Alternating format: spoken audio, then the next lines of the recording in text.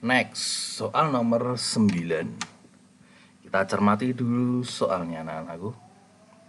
Teks berita tersebut yang unsur beritanya tidak lengkap. Di sini tulisannya unsur beritanya tidak lengkap. Kita cek. Misalnya ini siapa, berarti untuk mencari ini kita buat pertanyaan. Siapa itu berarti siapa yang, seperti itu. Berarti itu ada hubungannya dengan orang atau lembaga. Kemudian waktu itu berarti kapan. Kapan itu berarti hubungannya dengan tanggal, kemudian jam, kemudian hari, tahun, bisa juga kemarin, sekarang, besok itu waktu. Kemudian unsur berita tempat itu berarti memakai kata di mana, itu dibuat pertanyaan memakai kata itu, membuat memakai pertanyaan kapan, bagaimana itu juga bagaimana. Kita cek berarti siapa itu berarti ada orang atau lembaga. Di sini ini memang ada Yogyakarta, tapi itu bukan orang atau lembaga. Kemudian di sini ada tulisan masyarakat. Tapi masyarakat di sini itu nama program, berarti tidak bisa untuk kata siapa. Kemudian tidak ada lagi, berarti kata siapa tidak ada di teks. Jawabannya adalah A. Kita cek bahwa unsur kapan itu ada. Di sini ada berlangsung dari 2 tahun yang lalu. Berarti kapan kegiatan itu dimulai atau kapan kegiatan itu berlangsung sudah sejak 2 tahun yang lalu ada. Kemudian di mana? Di mana itu berarti tempat. Di mana? Di Yogyakarta. Di Yogyakarta ada gitu. Berarti ini bukan jawabannya. Kemudian unsur bagaimana? Bagaimana di sini ada bagaimana program itu berjalan dinilai sukses. Berarti bagaimana juga ada. Berarti jawabannya adalah A.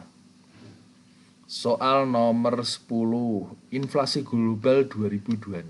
Kalian tentu sudah membacanya. Objek utama yang dibahas.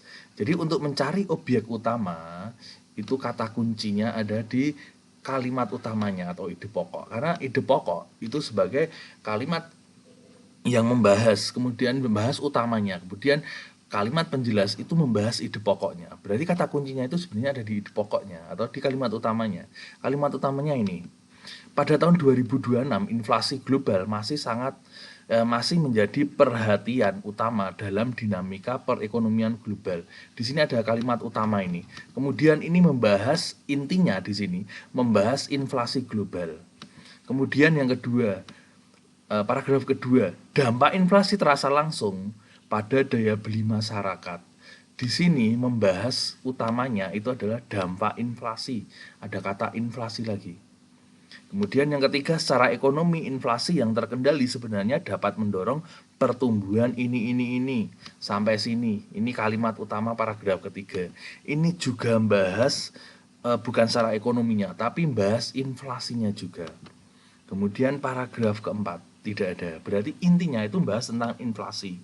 Yang ada inflasi itu jawaban C dan D. Tapi dampak itu hanya ada di paragraf kedua. Yang utama itu adalah fenomena. Fenomena inflasi itu ada penyebab, ada dampaknya juga. Berarti yang lebih utama adalah jawaban C. Berarti jawabannya C. Kenapa bukan D? Soal berikutnya, soal nomor 11.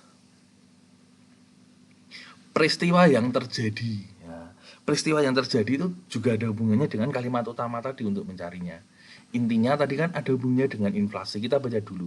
Penurunan nilai mata uang akibat kebijakan fiskal ekspansif yang bertujuan untuk mempercepat pertumbuhan ekonomi tanpa mempertimbangkan stabilitas harga. Ini salahnya di sini.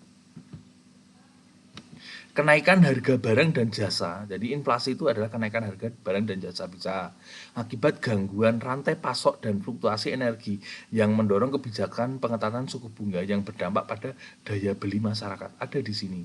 Berarti ini adalah jawabannya.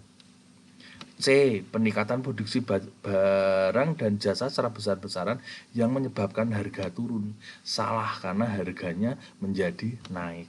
stabilnya harga kebutuhan pokok. Harga kebutuhan tidak stabil karena adanya inflasi tadi. Berarti jawabannya B. Soal berikutnya, soal nomor 12.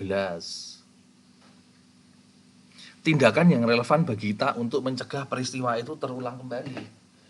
Inflasi itu karena harga barang naik atau barangnya itu berkurang sehingga harganya naik. Bagaimana cara untuk mengatasinya? Membeli barang sebanyak-banyaknya. Ketika membeli barang sebanyak-banyaknya, barangnya akan semakin susah dicari. Untuk itu harganya akan menjadi naik. Berarti salah. Mengatur keuangan dengan bijak dan mendukung kebijakan pemerintah untuk mengendalikan inflasi. Jadi kita harus bijak. Berarti ini benar. Kenapa jawaban C salah? Menaikkan harga barang, karena harga barang sudah naik, kenapa harus dinaikkan lagi? Itu akan menambah beban inflasi. Mengurangi produksi barang, ketika produksi hukum ekonomi, ketika produksi barang turun, maka harganya akan naik. Berarti ini tidak mencegah, tapi malah membuat inflasi. Seperti itu. Next, lanjut.